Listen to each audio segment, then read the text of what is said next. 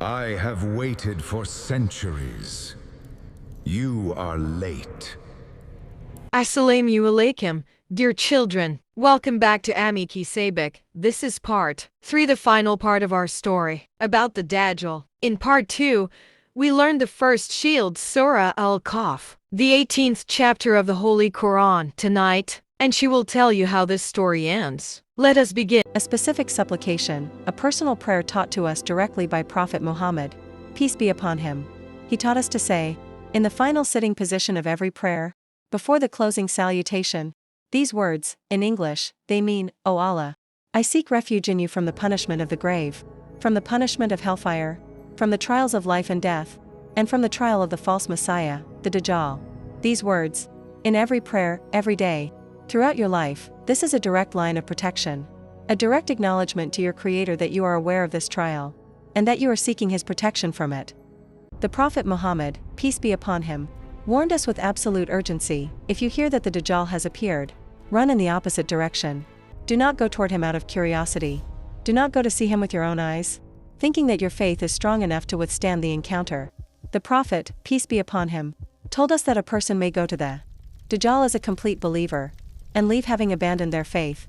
The power of his deception is that great. Distance is protection. Turn away and run. And greatest protection is not a formula or a memorized text alone. The greatest protection is this: build your relationship with Allah, the Most High, before that day comes. A heart that knows its Creator, truly knows, deeply knows. Not just performs, a heart like that will recognize the impostor for what he is. Because the Dajjal will claim to be a god. And a heart that has spent years in genuine conversation with the real God, in prayer, in the reading of the Holy Quran, in sincere asking and sincere gratitude, that heart will know the difference.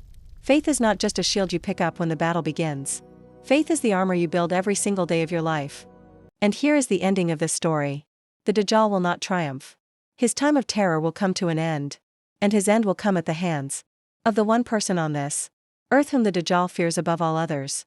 Prophet Jesus, whom Muslims call Isa, son of Mary, also called Maryam, peace be upon him, he will descend from the heavens. This is recorded in the authenticated narrations of Prophet Muhammad, peace be upon him. Prophet Jesus, peace be upon him, will return.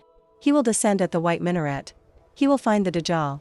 And the Dajjal will dissolve, like salt dissolves in water, the moment Prophet Jesus, peace be upon him, breathes in his direction. So what does all of this mean, for you, sitting in your home in Britain tonight? It means this: you have been warned. By every prophet who ever walked this earth. You have been given the tools of protection. By the final and greatest of those prophets, Muhammad, peace be upon him. And you have been told, not just that this danger is coming, but exactly how it will operate, exactly what it will look like, and exactly what to do. The question is not whether the Dajjal is coming, the authentic narrations of Islam make that absolutely clear. The question is whether you will use the time you have right now, tonight, to build the faith that will protect you and your family.